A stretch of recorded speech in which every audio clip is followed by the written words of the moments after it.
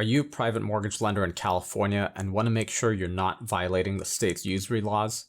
In this video, we'll cover the maximum interest rate that can be charged to a borrower, the exceptions to the usury rules, and a few things that unlicensed lenders need to know to stay compliant with the law. While attending a California Mortgage Association conference, I interviewed Nima Dagbandan, partner at Jurasi Law Firm, who is an expert in compliance for private mortgage lenders throughout the United States. I'm Rocky Batani, CEO of PrivateLenderLink.com, where investors and brokers can easily find direct, private, and hard money lending companies. If you're in the investment real estate business and want to gain insights into private mortgage lending, subscribe to our channel and get notified every time we release a new video. There's a few people out there who've asked me about usury laws in California. How does usury work? Can someone just charge 15% interest and whatever they want? Or how does it work in California? You know, usury is a really funny concept because people oftentimes assume that if it's a business purpose loan, in which most of the membership base here there's an assumption that business purpose loans are exempt. And the assumption oftentimes is created because most of the people here have an exemption to usury, but it has nothing to do with the fact that the loan was for business purposes. Mm-hmm. So in California, we have a really weird framework for usury. The key is basically that there is a 10% cap on interest rate. And when I say 10%, it's really an APR basis. So it's not just, some people will be like, oh, I'll do a 9.99% loan. I'm like, do you have points? Do you have fees? Like, what's going into your loan? So think of it as an APR, right? So there's a 10% APR cap. And people are like, that's not true. I do loans there all the time. It's always in excess. And it's like, I understand. And the reason why you're able to exceed the 10% cap in California is that there's two giant holes in usury for California's purposes. The first one is any loan which is arranged by a licensed real estate broker is an exemption. So as long as the loan was arranged by that party, then it's exempt from usury.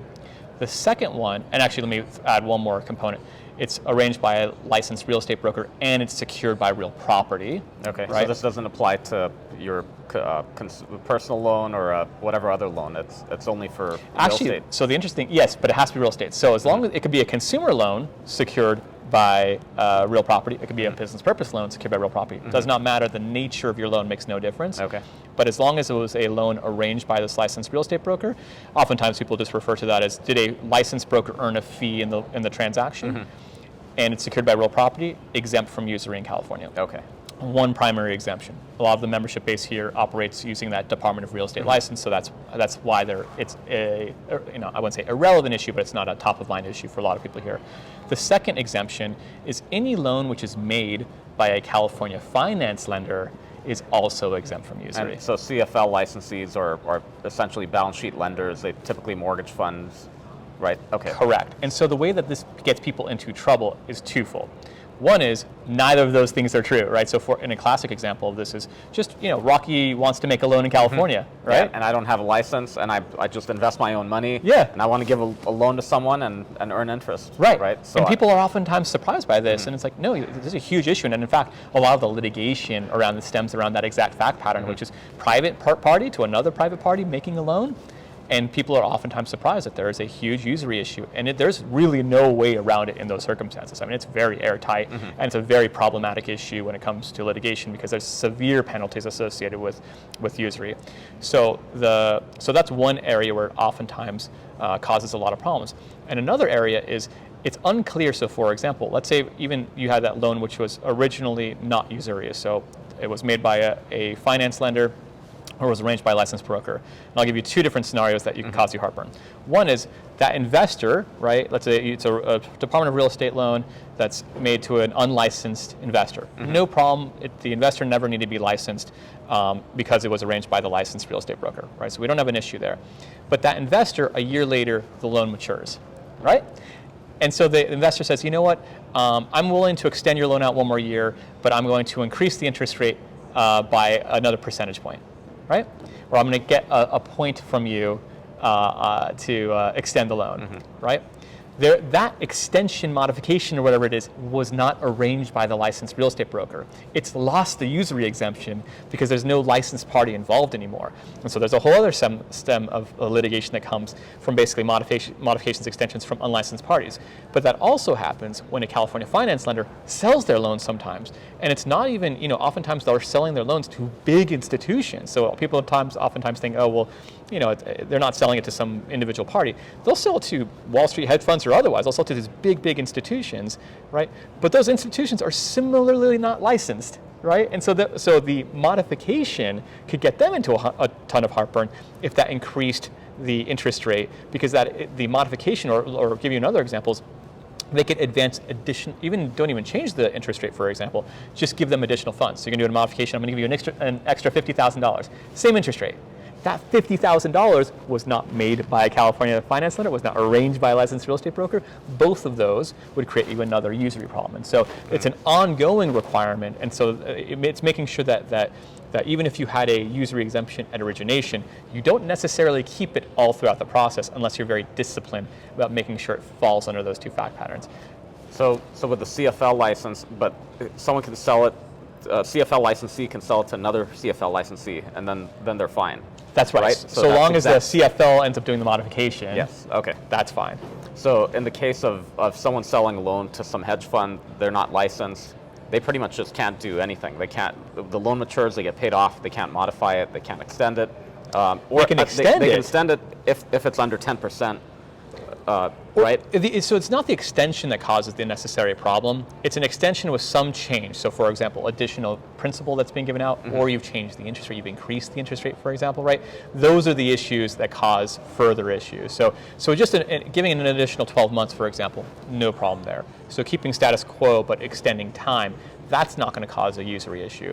But if you're going to advance an additional principal balance, or if you're going to modify the interest rate in some way, I'd be very cautious about doing that sort of stuff. But you said that the usury has that 10% interest or 10% APR threshold. So what if the loan was written at 7% interest? Yeah. As long as they're under 10% total, including the fees and whatever, then they're fine. They can modify their loan and extend it. Correct? That's right. And let me give you a few additional interesting pieces of information that's California specific. So one is late charges and default interest are not computed as part of usury. So when those have been litigated, the case law comes down and says, well, look, the borrower elected to be late, and so they got charged, but they didn't have to do that. They chose this, and so therefore it's not going to be penalized against the lender. Sure. Same thing for prepayment penalties as well. It could create a situation in which the APR exceeds 10%, but that was an election of the borrower to do so. So know that those are a little bit of wiggle room there. Okay. But to your point is let's just say you had an investor who has stayed under 10% or well under 10% the entire time. Sure, that's possible. But one caveat there, which isn't a usury issue, is that under California law, you can make one loan without being licensed in a calendar year. Okay. Right? And so that's the other problem is people, if you have a private investor who tends to do more activity than that, now you have a whole licensing problem, not even a usury problem anymore. So in general, if you think about it this way, is California is very interested in having licensed parties in the loan transaction. That's what this is all about. Yeah. So that was another question I was going to ask is, what if they are an individual investor just lending out their own funds and they're not licensed? So the rule is one. They could do one loan per year and they're okay without a license. Correct, and it's fairly nuanced, but the best rule I could probably implement here is you can make one business purpose loan in a calendar year without being licensed. That's a safe harbor. There's potential for up to 5, but that's a little bit more nuanced, and for most people it's probably not applicable. Okay, got it. All right, so thanks for that information. Absolutely. Appreciate it. Thank you, Rocky. All right. The biggest takeaway from this interview is that licensed brokers and lenders are exempt from usury. If you don't have a real estate broker license or a finance lender license, you should not be providing business purpose mortgages in California directly to a borrower. If you are not licensed, you're allowed to make only one loan per calendar year, and the maximum APR is 10%.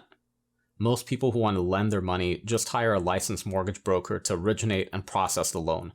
I know many reputable mortgage brokers throughout California who specialize in private mortgage lending. So reach out to me if you'd like some recommendations, and I'm glad to make introductions. To learn more about Gerasi Law Firm or to contact Nima Dagwandan, click the link in the description to view Gerasi's profile on our website. While our website's primary function is to connect borrowers and brokers with lenders, it's also a valuable resource to find companies that provide services to lenders, brokers, and investors.